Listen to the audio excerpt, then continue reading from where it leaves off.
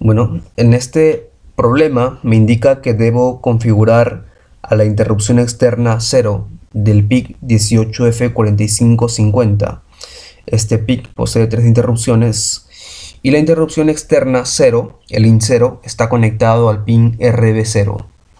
Me dice que cada vez que ocurra la interrupción externa RB0, debe realizar una acción en el bit RD0. O sea, cada vez que ocurre una interrupción externa, voy a conmutar el estado del pin RD0. La interrupción externa tiene que estar configurado por el flanco de subida, ¿correcto? Y la frecuencia de la señal que se ingresa a este pin tiene que ser de 100 Hz. Y por último me dice que debo usar el modo de compatibilidad de interrupciones. Y para ello tengo que utilizar la configuración en los registros incont, incont2, etc. Correcto.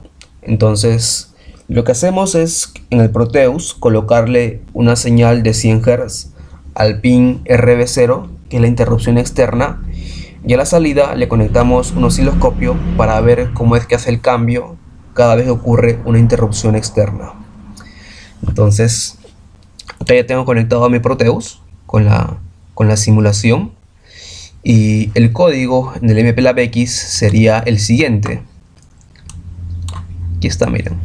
Como la interrupción externa ocurre en el pin RB0, yo he configurado como entrada ese pin. Aquí está, miren, el RB0 configurado como entrada, y como el pin de 0 es la respuesta al pin RD0, lo he configurado como salida.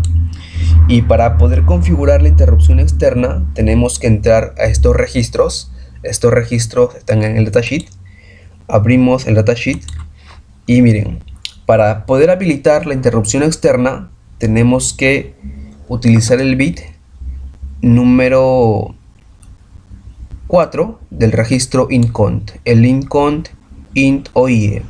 El int OIE es el bit que se encarga de habilitar la interrupción externa. Si yo le coloco 1, habilito la interrupción externa. Y aquí está, miren. Le he colocado 1 para poder habilitar la interrupción externa. Luego debo elegir el flanco de subida o el flanco de bajada. Y para ello tengo que ir al registro incont2.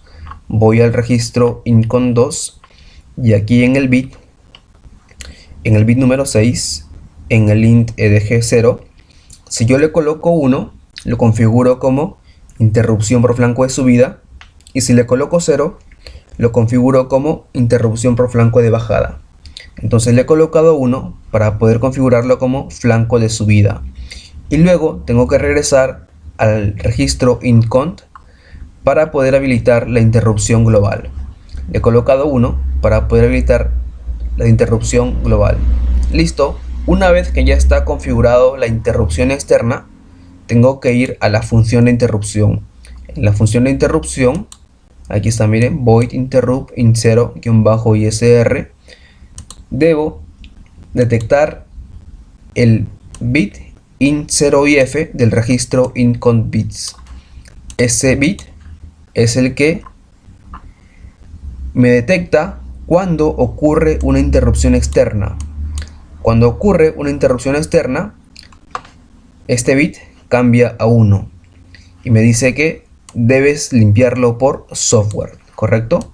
Entonces, cuando ocurre la interrupción, él cambia a 1 y en este momento debo realizar la acción para poder cambiar de estado al pin RD0. Una vez que ya cambié de estado al pin RD0, luego limpio ese bit. ¿Sí? Se limpia por software. Entonces de esa manera ya queda configurado nuestra interrupción externa. Para probar este código vamos al Proteus. En el Proteus corro la simulación y ahí está, miren. La señal de color amarillo es la interrupción externa y la señal de color azul es la respuesta. Entonces le voy a colocar el auto y miren, cada vez que ocurre un flanco de subida, el pin de 0 cambia de estado, miren. Interrupción externa, cambia de estado. Interrupción externa por flanco de subida, cambia de estado. Otro flanco de subida, cambia de estado. Entonces se demuestra que la interrupción externa 0 trabaja de la manera correcta.